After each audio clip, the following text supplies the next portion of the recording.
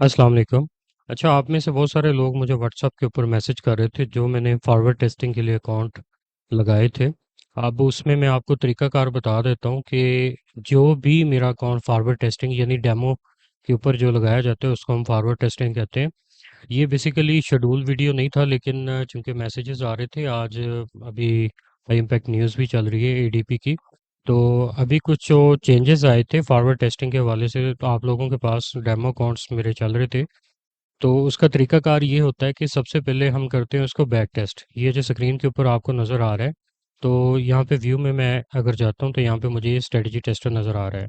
इसके ज़रिए हम कोई भी स्ट्रेटजी, कोई भी रिपोर्ट है, उसकी एक्यूरेसी, उसका trade discipline, money management, risk and reward ratio, क्या वो अकाउंट वॉश करता है या अकाउंट को लॉन्ग टर्म के लिए वो प्रॉफिटेबल स्ट्रेटजी है या नहीं है, उसको हम बैक टेस्ट कर सकते हैं। तो यहाँ पे ये नंबर 3 मैंने लिखा हुआ है, यहाँ पे ये रिपोर्ट है हमारा, ये फाइल मैंने अटैच कर ली हुई है। और यहाँ पे जो पेयर है मैंने यूरो यूएसटी चूज़ किया है अभी के लिए, क्योंकि ये छोटी सी वीडियो बनाने जा रहा हूँ। इंशाल्लाह फ्यूचर में इसका मैं पूरा कोर्स लेके आ रहा हूँ फॉरेक्स ऑटो ट्रेडिंग का लर्निंग के हवाले से। तो अभी आपके सामने मैं एक बैक टेस्ट करने जा रहा हूँ। बैक टेस्टिंग करने के लिए हमें सबसे पहले ये फाइल को लोड करना होगा। उसके बाद हमने पेयर जिसमें हम चाहते हैं कि हमने बैक टेस्टिंग करनी है। बैक टेस्टिंग क्या होता है, जिसमें हिस्टोरिकली, शॉर्ट सा बता रहा हूँ, हिस्टोरिकल हम डाटा को बैक टेस्ट कर सकते हैं। लाइक ये कि आई विटनेस मैं 2017 से काम कर रहा हूँ, 2017 से मैं मार्केट में हूँ। तो मुझे पता है 2017 में यूरो के क्या हालात थे, जीबीपी, ब्रिटिश पाउंड यानी उसके क्या हालात थे, डॉलर के हालात कैसे थे, और 2018, 19, 20, 21, 22, 23, 24 यानी अब तक के जो जो पेयर्स जिनके ऊपर मेरी ग्रिप है, चाहे वो गोल्ड है, चाहे वो करेंसीज हैं, चाहे वो ऑयल है, यानी टॉप 10 जो पेयर्स हैं उनमें 4-5 ऐसे पेयर्स हैं जिनके ऊपर मुझे मुकम्मल ग्रिप है, जिनका पास्ट सारा कंक्लूजन मुझे पता है, उनकी हिस्ट्री मुझे हिफ्स है, मुझे पता है कि इनकी हिस्ट्री कैसी रही है। एक तो ये रीज़न है। दूसरी रीज़न ये है कि बैक टेस्टिंग बेसिकली आपका एक कॉन्फिडेंस लेवल को अप करती है, जिसमें ये होता है कि लाइक अगर मैंने 2010 में या 2012 में या 15 में मैंने इस रिपोर्ट को, इस ईए को अपने रियल अकाउंट पे लगाया होता, तो आज मैं अपने आप को फाइनेंशियली किस लेवल पे देखता, क्या वो मेरा अकाउंट वॉश करता या अकाउंट को वो ग्रो करता, मल्टीप्लाई करता। सो ये इसका एक्चुअल फिनोमिना है। और स्ट्रेटजी को टेस्ट करने के लिए हमने क्या करना होता है, यहाँ पे टाइम फ्रेम देना होता है। टाइम फ्रेम क्या है, लेट्स से कि मैं कह रहा हूँ कि 2010 में अगर ये बोट लगाया होता, 2010 यानी यकम जनवरी 2010 से लेके 31 दिसंबर 2010 तक, यानी एक साल का। अच्छा, बैक टेस्टिंग में एक और बड़ा प्रॉब्लम आता है कि बैक टेस्टिंग के अंदर लोग क्या करते हैं कि एक बोर्ड को चलाते हैं और वो ऐसे फ़ौरन वो फॉरवर्ड कर देते हैं, गुजार देते हैं 5 साल का, 10 साल का डाटा जो एक ही बार बैक टेस्ट करके फॉरवर्ड करते हैं।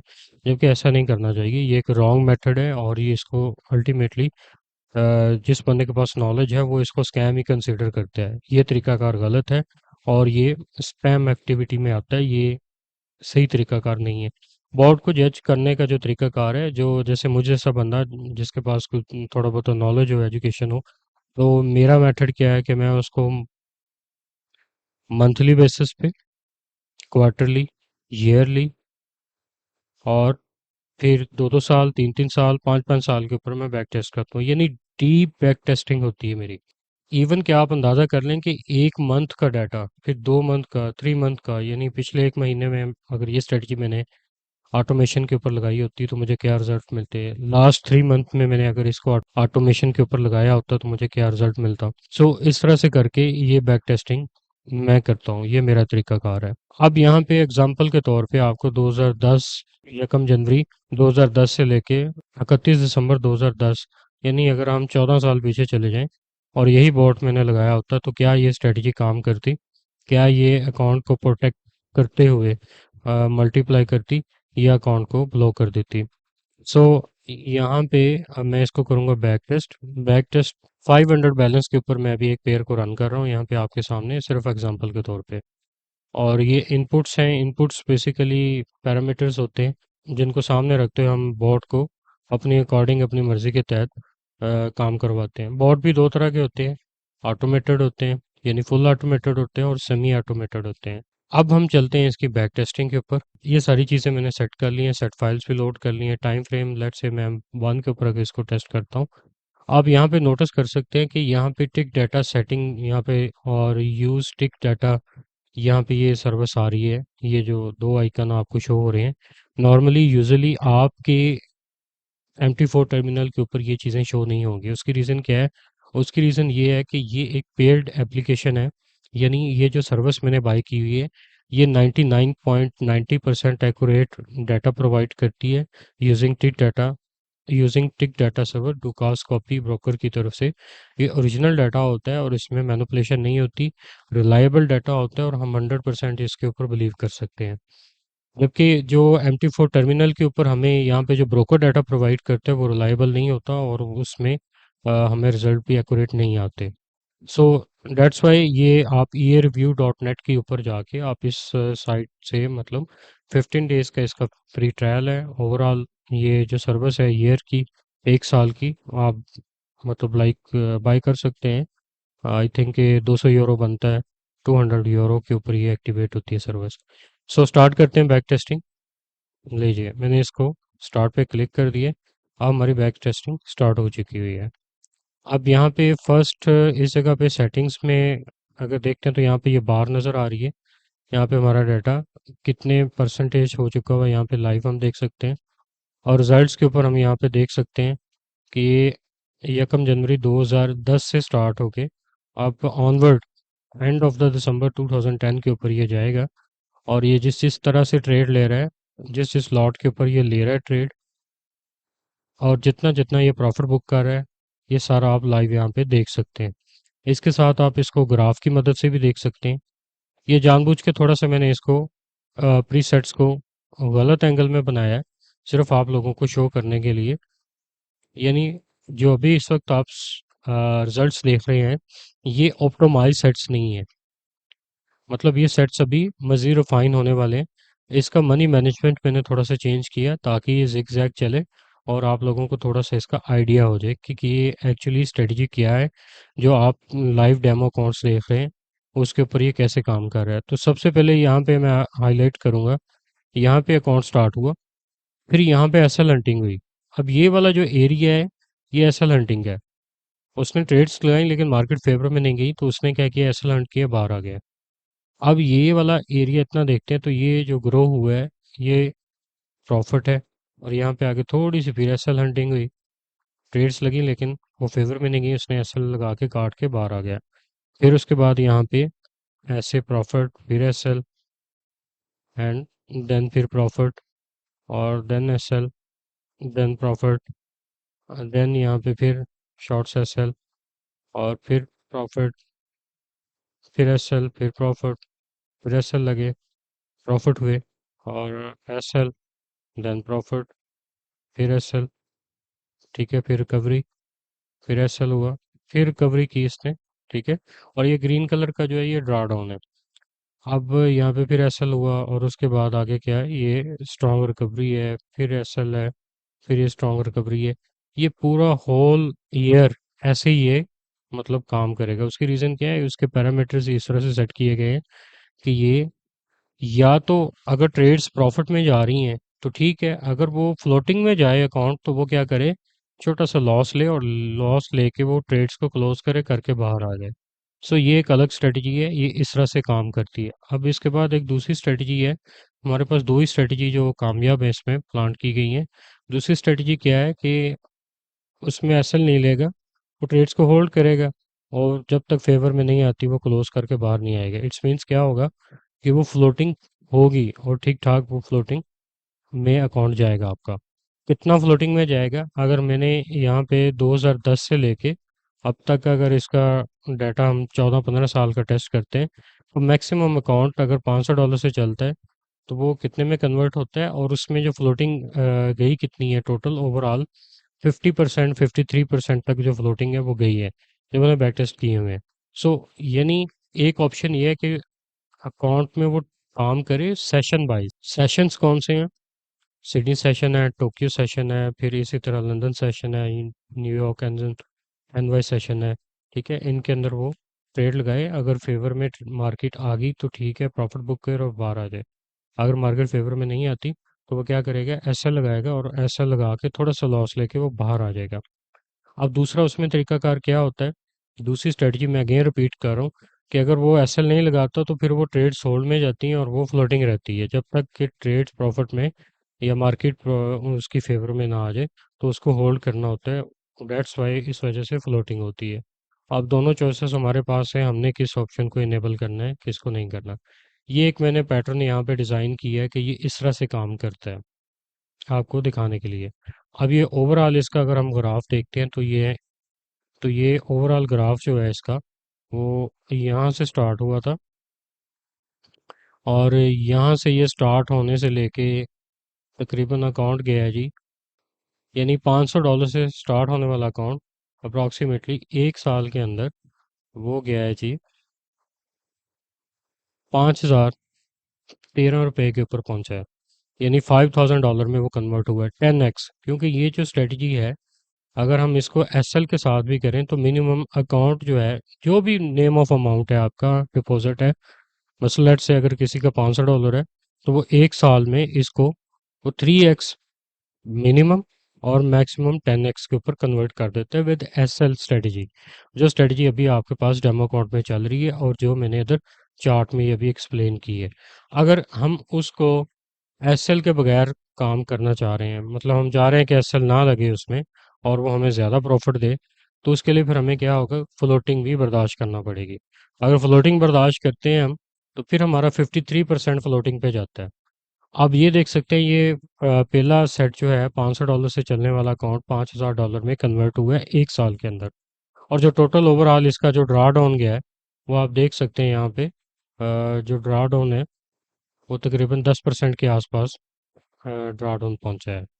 यानी एक साल के अंदर जो टोटल ओवरऑल ड्रा डाउन हुआ है विद एसएल स्ट्रेटजी, ये हमारे पास यहाँ पे आ रहा है तकरीबन 10%। इन $635 तक फ्लोटिंग गई है इसकी ओवरऑल सारी एक साल के अंदर। और ये यहाँ पे $500 जो है वो $5,000 में कन्वर्ट हुआ है। तो ये स्ट्रेटजी वन है हमारे पास। अब हम देखेंगे दूसरी स्ट्रेटजी जिसमें हमने एसएल नहीं लगाना। अब पैरामीटर्स को मैंने चेंज किया है। अब हम देखते हैं स्ट्रेटजी नंबर टू। अब यही रिपोर्ट है लेकिन इसकी स्ट्रेटजी नंबर टू कर दी है। ये देखें, आप देख सकते हैं यहाँ पे ये ग्रीन कलर का जो है ये ड्राडाउन है, ये ड्राडाउन की लाइन है। यहाँ पे भी देख सकते हैं आप। और ये वाली जो लाइन है ये बेसिकली ड्राडाउन है, ये भी ड्राडाउन है, ये भी ड्राडाउन है। और अब जहाँ पे ये बहुत ज़्यादा एक्स्ट्रा ड्राडाउन की तरफ जा रहा है तो वहाँ पे फिर उसने एसएल क्या किया, लगा दिए हैं। क्योंकि इसकी मनी मैनेजमेंट ही कुछ इस तरह बनाई गई है। तो ये सेट्स को हम जिस तरह चाहें अपनी मर्ज़ी से ऑप्टिमाइज़ कर सकते हैं। ये आप देख सकते हैं, ये ड्रा डाउन है और यहाँ पे ऐसे लगाएं और बाहर आ गया, ड्रा डाउन है ऐसे लगाएं बाहर आ गया। तो ये स्ट्रेटजी है। अब ये देखें रिकवरी पॉइंट इसका कितना स्ट्रांग है, बहुत स्ट्रांग रिकवरी पॉइंट है। और ये एक साल के अंदर आप देखते हैं कि $500 को कितने में कन्वर्ट करता है। ये सारी साथ साथ हिस्ट्री शो कर रहा है। अच्छा, इसमें ये जो लॉट्स इंक्रीज कर रहा है ना, ये बेसिकली डायनामिक लॉट है। डायनामिक लॉट क्या होता है, लेट्स से एग्जांपल के तौर पे कि अगर मैंने $500 से अकाउंट स्टार्ट किए है और $200 उसमें प्रॉफिट हो गया, तो अब वो लॉट, पहले वो $500 पे लॉट 0.01 ले रहा था। अब जैसे ही उसमें मैंने लिमिट सेट कर दी कि जैसे $200 प्रॉफिट आए, अकाउंट का बैलेंस हो गया 700, तो अब वो लॉट 0.02 भी बेसिक लॉट लेना शुरू कर दे। ठीक है, तो इस तरह से वो डायनामिक लॉट काम करती है। और अगर एक्सेलेंट हो तो वो लॉट जो है दोबारा 0.01 के ऊपर चले जाए, वो लिमिट हमने उसके अंदर देनी होती है। और ये एक साल की बैक टेस्टिंग हमारी कंप्लीट हो चुकी है और यहाँ पे देख सकते हैं आप कि ये बहुत ही स्ट्रांग रिकवरी मूड के साथ बहुत अच्छे रिजल्ट्स यहाँ पे हमें शो कर रहे हैं। रिपोर्ट में देखते हैं। यस, ये अब हमारे सामने रिजल्ट्स हैं। जो हमारा मैक्सिमम ड्रा डाउन गया है वो हमारा गया तकरीबन 27 से 28% ड्रा डाउन हमारा टोटल ओवरऑल गया अकाउंट का। और जो $500 का अकाउंट था ये तकरीबन $8,448 में कन्वर्ट हुआ है। तो ये रिजल्ट्स आपके सामने आप देख सकते हैं। इस तरह से ये फ़र्क पड़ता है। अभी स्ट्रेटजी वन जो है वो मैंने लगाई हुई है विद एसएल वाली। कमिंग वीक के अंदर मैं 2-3 स्ट्रेटजीज जो प्रीसेट्स हैं उनको दोबारा रिफाइन करके और ऑप्टिमाइज करके दोबारा मैं डेमो टेस्टिंग के ऊपर लगाऊंगा। नए जो पुराने अभी चल रहे हैं वो चलते रहेंगे एज इट, लेकिन जो अभी मैंने सेट्स नए सिरे से मंडे को मैं इनको अप्लाई करूंगा और आप इनके रिजल्ट्स भी देख सकेंगे। तो ये आप देख सकते हैं कि $500 तकरीबन अप्रॉक्सीमेटली $10,000 के आसपास जो है कन्वर्ट हो चुके हैं, और ड्रॉडाउन भी कोई इतना ज़्यादा नहीं है।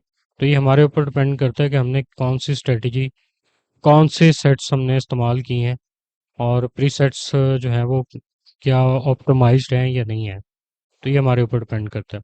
अब ये 2010 के रिजल्ट्स हैं। इसी तरह फिर मैं यहाँ पे 2011 का करूँगा, 2024 तक ईयर टू ईयर इसकी बैक टेस्टिंग होगी। फिर देन इसकी 2010 से लेके 2023 दिसंबर तक इसकी बैक टेस्टिंग होगी। अच्छा, ये वाली जो बैक टेस्टिंग है ना, ये बहुत हैवी होती है। इसके लिए बहुत ज़्यादा टाइम रिक्वायर्ड होता है।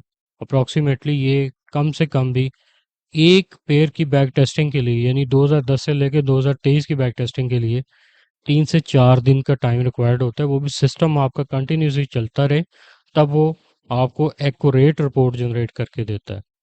अब ये 2011 का डाटा आपके सामने ये बैक टेस्ट हो रहा है, और जो बैक टेस्टिंग का रिजल्ट है वो 99.90% है। वो भी मैं आपको शो करवा देता हूँ। अच्छा, इसके साथ साथ मैंने ना ये अकाउंट ओपन कर लिए हैं, डेमो अकाउंट जो आपके पास चल रहे हैं इस वक्त। दोनों अकाउंट लाइव हैं और दोनों के अंदर यही सूरत हाल हुई है। सूरत हाल कोई पैनिक नहीं है, ये असल में आप लोगों को स्ट्रेटजी का पता नहीं था, और ये मैं अपडेट कर रहा हूँ कि ये स्ट्रेटजी किस तरह से काम कर रही है। बैक टेस्ट पे मैंने जैसे बता दी है कि यहाँ पे ये मिनिमम जो रिक्वायर्ड है ड्रॉडाउन, उसकी लिमिट अगर हम सेट कर दें, तो अगर मार्केट उस लेवल तक पहुंच जाती है और वो ट्रेड्स प्रॉफिट में क्लोज नहीं होती, तो वो छोटा सा स्टॉप लॉस लेगा और बाहर आ जाएगा। सेम एज इट ही इस अकाउंट के अंदर भी ऐसा ही हुआ, क्योंकि इसके अंदर मैंने ड्रा डाउन की लिमिट सेट की हुई थी कि इतनी रेंज है मेरी, मैक्सिमम इतना कि मैं लॉस बर्दाश्त कर सकता हूँ। अगर यहाँ पे मार्केट जाए, तो यहाँ तक मार्केट अगर जाती है और ट्रेड्स प्रॉफिट में नहीं आती, मेरा अकाउंट इतने रिस्क में जाता है, तो वो ट्रेड्स को लॉस बुक करके बाहर आ जाए। इससे ज़्यादा लॉस मैं बर्दाश्त नहीं कर सकता। ये सिचुएशन थी सारी। इस केस में भी इन दोनों अकाउंट के ऊपर यही सेम फार्मूला अप्लाई हुआ है कि इनके अंदर मनी मैनेजमेंट सेट की हुई थी। जैसे ही ड्रॉडाउन लिमिट उस लेवल पे पहुंची और उसने ऐसे लगा के ट्रेड्स को बाहर क्लोज कर दिया। $1,000 के ऊपर अग्रेसिव स्ट्रेटजी लगाई हुई है। और जो $2,000 के ऊपर ये वाला अकाउंट है, इसके ऊपर जो है ना मीडियम रिस्क के ऊपर है। और ये 4 पेयर है। ये चारों पेयरों में क्या होता है, ये भी आपने ज़हन में रखना है कि जो पेयर है वो क्रॉस पेयर में डिज़ाइन किया गया है, यानी वो हैजिंग रहेगी, पेयरों के दरमियान हैजिंग रहेगी। इस तरह करके इसको डिज़ाइन किया हुआ है। अब उसमें क्या होता है, मोस्टली फ्लोटिंग जो है वो कंट्रोल रहती है। एक पेयर में फ्लोटिंग ऊपर जाती है, एक में लॉस जा रहा है, दूसरे में प्रॉफिट जा रहा है, तो वो फ्लोटिंग जो है हमारी कंट्रोल रहती है। अब जो रिजल्ट्स हैं प्रॉफिट की बात कर लेते हैं। प्रॉफिट जो है हमने एक दिन में, एक वीक में, एक महीने में इसको एस्टिमेट नहीं करना, क्योंकि बैक टेस्टिंग के अंदर जो हमें रिजल्ट्स आए हैं वो तो 1 साल के आए हैं। हमने तो उसको डिज़ाइन इस तरह किया हुआ है, ये हमने जो अकाउंट लेके चलना है, हमने एक दिन का प्रॉफिट या लॉस लेके उसको पैनिक नहीं होना। एक ही दिन के अंदर वो उसने इतना प्रॉफिट बनाया है या एक दिन में इतना लॉस कर दिया, ये देख के हमने बहुत ज़्यादा खुशी या पैनिक होने की ज़रूरत नहीं है, क्योंकि ये जो ये चल रहा है, इनके रिजल्ट्स हमने मेजर करने हैं आफ्टर 1 मंथ, या क्वार्टरली हमने एस्टिमेट करना है कि ये कितना प्रॉफिट निकाल रहा है, क्योंकि प्रॉफिट एंड लॉस मार्केट का हिस्सा है। ये स्ट्रेटजी डेवलप ही इसी तरह से की गई है। अदर जो स्ट्रेटजीज हैं वो विदाउट एसएल भी काम कर रही है, और उनका ड्रॉडाउन भी लिमिटेड है, जो कि अंडर अभी ऑब्जर्वेशन है। उनको भी इंशाल्लाह मैं आप लोगों के साथ शेयर करूंगा। अब जो ये लिमिट है ये हिट हो चुकी हुई है, अब ये दोबारा 24 घंटे के बाद यानी नेक्स्ट डे में ये काम स्टार्ट करेगा। अच्छा, यहाँ पे 2011 का जो हमने बैक टेस्ट लगाया था ये भी कंप्लीट हो चुका हुआ है। ये आप देख सकते हैं 2011 से लेके, यानी 1 जनवरी 2011 से लेकर 31 दिसंबर 2011 तक। तो इसका रिजल्ट आपके सामने है, ये आप देख सकते हैं। इसने वही $500 को तकरीबन 1 साल के अंदर $10,000 के आसपास तकरीबन कन्वर्ट किया है। और जो मैक्सिमम ड्राडाउन है वो तकरीबन 24.26 यानी 25% तक गया है। और अगर आप 2012-13 को करेंगे तो हर साल का जो रिज़ल्ट है वो डिफरेंट आएगा आपको। और यहाँ पे एक चीज़ मैं बड़ी इंपॉर्टेंट आप लोगों के साथ शेयर करना चाहता हूँ कि ये जो रिज़ल्ट्स हैं ना, ये आप इसको ज़हन में रखें कि 99.90% जो है वो एक्यूरेट है, यानी इनका जो मॉडलिंग क्वालिटी है वो 99.90% एक्यूरेट है। यानी यहाँ पे आप अंदाज़ा कर सकते हैं हम बैक टेस्टिंग के ऊपर कभी भी कॉम्प्रोमाइज़ नहीं करते। तो ये बैक टेस्टिंग जो है ये बेसिकली बैकबोन है सिस्टम की। आई होप कि आप चीज़ों को अंडरस्टैंड कर चुके होंगे, समझ चुके होंगे, और काइंडली व्हाट्सएप की बजाय आप कमेंट सेक्शन के अंदर जो है वो वहाँ पे कमेंट पोस्ट किया करें, और इंशाल्लाह आपके साथ अगले वीडियो में मुलाकात होगी। Thank you very much, best of luck.